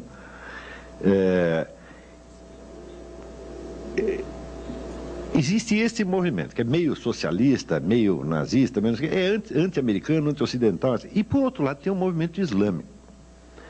Um está achando que vai usar o outro está achando que vai usar o um. Tá? Esta é a pergunta para as próximas décadas. Quer dizer, quem vai se utilizar de quem? Cada um está esperando que vai usar o outro. Tá? Se alguém aqui souber a solução disso, e souber quem vai ganhar essa parada, porque existe uma aliança tática no momento. Tática até estratégica de longo prazo, mas Mais dia, menos dia, isso vai rachar. Mas eles só vão brigar entre nós depois deles acabarem conosco. Então, na verdade, não teremos que resolver esse problema, nós não estaremos mais aqui. Lá vou ter uma pergunta provocadora aqui para você. Não estou conseguindo ver o nome, mas como você comentaria o capitalismo ocidental? Tua posição? Ah, como? Não é o capitalismo, é o capitulacionismo. Capitulacionismo. Eu interpreto, em primeiro lugar, que ele não é bem um capitulacionismo. Esse negócio está cheio de gente que está trabalhando para o lado de lá. Não tem capitulacionismo, tem traição. Tem sujeito vendido, isso tem. Agora, essas coisas, vamos dizer, eu estou dizendo isso não porque eu saiba caso por caso, fulano de tal tem uma conexão com não sei o quê. Eu não, com relação à situação presente, não sei, mas eu estudei a história do passado. Então você veja, por exemplo, nos Estados Unidos, houve aquele forrobodó nos anos 50 porque o tal do Joe McCarthy disse que havia 57 agentes soviéticos no governo americano. E todo mundo diz, caça às bruxas, etc, etc. Bom, depois que acabou a União Soviética e se abriu os arquivos de Moscou, se descobriu quantos agentes havia mesmo. Tem mais de 300. Está entendendo? Então, muita gente que se fez de ofendido com aquilo, na verdade, não era ofendido. O próprio sujeito que estava denunciando a caça às bruxas era um agente soviético. Hoje, isso está esclarecido definitivamente. Não é... No Brasil, não, porque nada do que se... Nos últimos 12 ou 13 anos, o que os historiadores descobriam nos arquivos de Moscou é assim, montanhas e montanhas e montanhas de fatos. E o que tem saído sobre isso no mundo é muita coisa. No Brasil não saiu nada até agora. Ninguém sabe de coisa nenhuma. Né? Outro dia, por exemplo, eu disse isso para a pessoa, porque tem 40 livros que mostram isso, livros que incluem dão um facsímile, todos os documentos e tal. A pessoa disse, você está defendendo o Joe McCarthy? Ai, que horror! Eu falei, mas como defendendo? Não se trata disso, é um negócio de história, já foi. Quer dizer, não posso tomar partido numa briga que já acabou quando eu tinha 5 anos de idade. Não é isso, né? É simplesmente, estou dizendo, olha, o cara disse que tinha 57, ele na verdade não sabia de nada. McCarthy não sabia de nada, ele acertou por, como é que se diz, no escuro. Você vê que pela sucessão de burrada que ele fez, ele não está sabendo, alguém assoprou a coisa para ele, e ele já, querendo fazer sucesso, sobe na tribuna da Câmara e mete a boca no trombone, tá certo? Mas ele não sabia, não tinha realmente prova de nada, entendeu? Então, quem não tem prova, se você tem uma denúncia de um crime e não tem prova, e não tem uma coisa certa, o que você faz? Você sai gritando? Não, você vai investigar, não é isso? Ele não investigou nada, já fez aquela barulheira toda na hora e se deu muito mal, é claro que tinha que se dar muito mal. E desmoralizou a sua própria causa. Está compreendendo? Mas o fato é que os agentes da KGB estavam lá mesmo, estavam, e hoje a gente sabe os nomes de todos eles. Vocês descobriram coisas absolutamente assombrosas nos últimos 10 anos. O público brasileiro ignora tudo isso.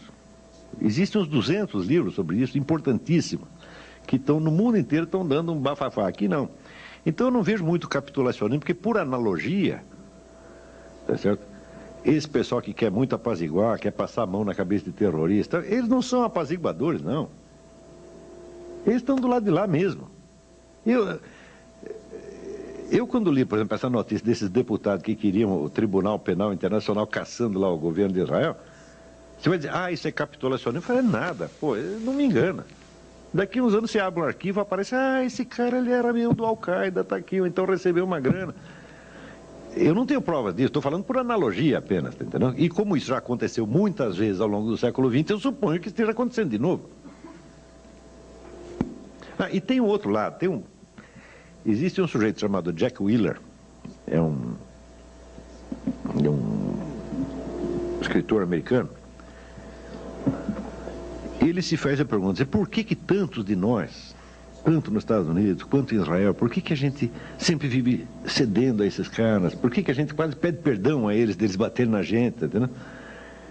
Então ele disse, quer saber, eu vou contar uma história. No Amazonas, no Brasil, tem uma tribo de índios, quando nasce um bebê, né? A mãe, a primeira coisa que ela faz, ela coloca o bebê no chão e começa a chorar e dizer como o bebê dela é feio. Por que Deus mandou um bebê tão horroroso? Ela faz isso para quê? Para acalmar os demônios. Para não os demônios ficar com inveja, tá entendendo? E ele diz, olha, as classes intelectuais, as classes dominantes do Ocidente, elas cedem perante esse tipo de chantagem por este mecanismo primitivo de medo do invejoso. Veja, que coisa interessante. Ele não fala que o mecanismo básico é inveja. Não, é o contrário. É o medo da inveja, é o medo do mal olhado. Então você vê um sujeito falando mal de você, falando coisas horríveis, sendo injusto pra caramba. Você sabe que é injusto, mas você teme que aquela raiva que ele tenha de você te faça mal psicologicamente. E daí você pergunta, o que você quer, meu filho? Te dou tudo. É a base também da síndrome de Estocolmo, isso, é? O medo do mal olhado. Então fala, faz o seguinte, você acredita em natural ou acredita em macumba? Você escolhe. Você está entendendo? E eu acho que Deus está do teu lado, tu não tem que temer nada. Se você é cristão ou seja judeu, você está defendido. Não tem esse problema. Agora, se você é cristão ou judeu assim, nas terças, quintas, né? Terça, quinta e sábado, e outra coisa, tá certo? Nos outros dias, você vai ficar com aquela dúvida, mas e se a raiva que o cara tem de mim, atrair os demônios, me pegar, etc, etc. Tudo isso é um raciocínio meio subconsciente. Claro que conscientemente ninguém aceita isso, mas a nossa alma tem muitas camadas, né? Então, esse tipo de sentimento maligno que esses caras têm, eles nos derrubam às vezes. Então, você tem dois tipos. Você tem os traidores e tem os caras que estão com medo do mal olhado. Deve ter outras explicações também, mas por enquanto foi essa que deu para arrumar. Flávio, tem várias perguntas, eu vou juntar num bloco aqui, que pedem que você comente um pouco a situação atual do conflito no Oriente Médio, Israel, os palestinos, e qual a solução, segundo o teu ponto de vista?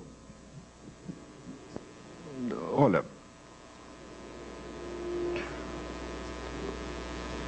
sempre que você tem assim, uma situação política determinada, e as pessoas querem que a gente tome uma posição, eu falo, é difícil tomar uma posição. Primeiro, porque os termos com que as questões chegam ao debate público nunca correspondem ao que está verdadeiramente em jogo. Se você perguntar, por exemplo, você é a favor do Estado palestino ou é a favor de matar todos eles, botar todos eles para fora, a gente tem que responder, eu sou claro que sou a favor do Estado palestino, eu não mato criancinha, não como criancinha, não bebo sangue, então eu também quero que eles tenham uma chance, etc, etc. Agora, eu cá entre nós, eu não acredito que esse seja o problema. Eu acho que tudo isso é pretexto. A partir da hora que você tem uma estratégia, vamos dizer, mundial, em que você vê conexões de organizações terroristas que começa lá na Sibéria, passa pelo Oriente Médio e vai terminar aqui no Paraguai. Eu falo, é claro que esse negócio de Estado palestino é um pretexto. Se não for isso, será outra coisa. Sempre haverá algo pelo qual eles vão culpar todo mundo e tentar fazer os outros sentir, como é que se diz? Sabe, essa inoculação de culpas e a inoculação do sentimento maligno, sempre terá um meio de fazer isso. Se você não os satisfaz, eles ficam cada vez mais revoltados. E satisfaz, eles querem outra coisa. Portanto, assim correr, o bicho pega, se ficar o bicho come. É com isso que nós temos que aprender a lidar. Então, você é a favor do Estado palestino ou contra? Eu não sei. Eu não estou interessado. Eu estou interessado no que vocês estão fazendo aí. Com relação a isso, você faz do jeito que você quiser. Agora, veja, o sujeito que articula o debate, você pensa, se tem uma luta de boxe, né? Tem aqui, sei lá, o famoso clássico Cassius Clay contra Evander Holyfield. Qualquer um deles pode ganhar, não é verdade?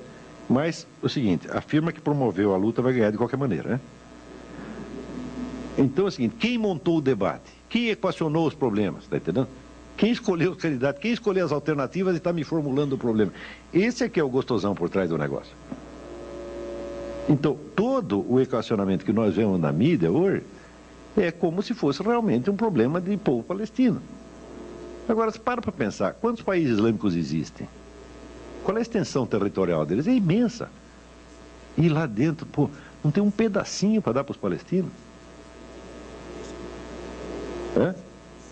Se eu fosse o governo brasileiro, eu digo, bom, Cedia um pedaço da Amazônia, que só tem macaco e tatu-bola, tá entendendo? Eles vêm tudo para cá. Receberão você de braços abertos. Não é isso? Agora, tem lá um pedacinho assim chamado de Israel. Tá? Por que eles querem um pedaço justamente ali? Tá? Se não estavam lá, historicamente está comprovado que 100 ou 200 anos atrás não tinha palestino nenhum ali, então isso nunca existiu. Bom, agora estão lá e precisam de um espaço. Eu digo, tá certo, a gente tem que quebrar o galho deles. Tudo bem.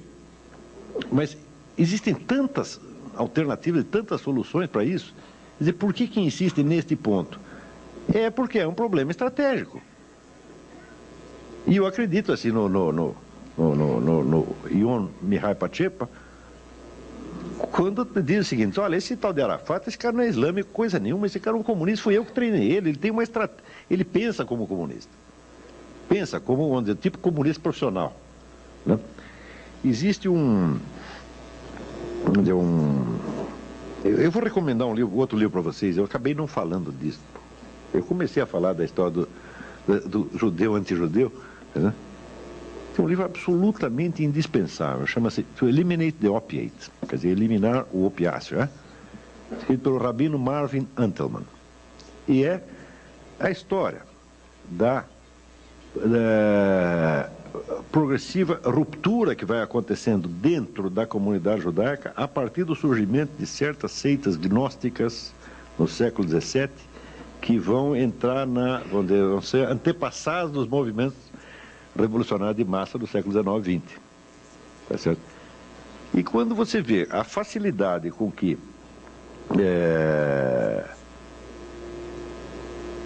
indivíduos, vamos dizer, de origem judaica vão entrando nesse negócio e acabam trabalhando contra o próprio povo judeu, uns de sacanagem, outros que não percebem, olha, é de arrepiar os cabelos. Entendeu? Então, como é a origem de um Trotsky? Como chega a acontecer um fenômeno Trotsky que nunca houve ao longo da história?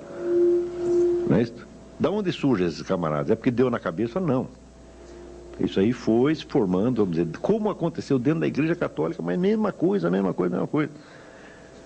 O pessoal fala de crise da Igreja Católica, eu acho, até onde eu estudei, eu acho que o judaísmo está numa crise muito pior. Ele está muito mais ameaçado e tem muito mais antagonismo interno do que você tem na igreja, no cristianismo. Eu acho que a situação não é nada invejável e não é para brincar, não. Você vê o sujeito Noam Chomsky, eu garanto que uma boa parte da comunidade judaica lá de Nova York ainda recebe o cara, ele é um dos nossos, senta aqui no colo e tal. Não, ele só quer que, sei lá, acabe o Estado de Israel, mata todo mundo, tá certo? Põe todo mundo para fora, mas se tirando isso é boa gente. Entendeu? Como é que pode? Está entendendo? E essa coisa, vamos dizer, de carregar o traidor no colo, é coisa, só dois povos fazem isso tão bem, americano e judeu. São especialistas em fazer isso. Quer dizer, alimentar o seu próprio assassino, o seu próprio inimigo, falando, cuidado com isso, pode chegar até um certo ponto. Claro, a gente fala, todo mundo é humano, senão ele não quer briga, mas calma lá. Agora não é mais brincadeira, é? Olavo, eu estou com muita pergunta aqui. Eu vou talvez te fazer uma questão, alguém também sempre buscando soluções, né? O que o senhor acha da tolerância como forma de resistência a todas as formas de totalitarismo, autoritarismo? Olha, essa palavra tolerância já se fez tanto crime em nome dela que é um negócio incrível, né? Porque você veja, a Revolução Francesa, que vinha em nome da tolerância, né? Ela, assim, nas primeiras semanas já matou 200 mil pessoas. 200 mil pessoas. A Inquisição Espanhola, que não foi nenhum doce de coco, o total de vítimas da Inquisição Espanhola são 20 mil pessoas em 4 séculos. Né? E a Revolução Francesa já faz 10 vezes isso em algumas semanas. Tudo isso é tolerância. Quer dizer, eu tenho medo dessas coisas, né? Lembra aquele negócio? Existe o que é a estratégia real e existe a ideologia, que é o discurso pretextual. Quando nós dizemos que o mundo, por exemplo, tem progredido no sentido da liberdade, eu digo não.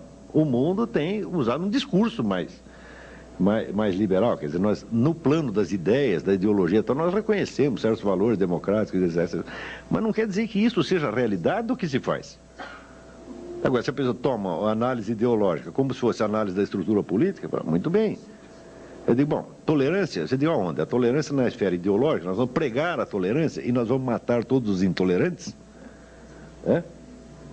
Bueno, a gente vê isso, né? Leiam esse livro aqui. Esse rabino vai dizer a mesma coisa, os caras estão matando a gente porque eles acham que nós somos intolerantes, porra. Bom, Olavo, a gente poderia continuar longamente. A gente preparou um coquetel, né, para todos que vieram participar e gostaríamos que a turma participasse. Então, eu queria convidar o próprio Olavo a participar e nós vamos retomar e continuar. Acho que a gente teria muito assunto. As perguntas mostram... Eu só pude apresentar um pedaço da coisa hoje, ficou faltando, entendeu? Eu tenho escrito muito sobre isso. Mas eu estou às ordens.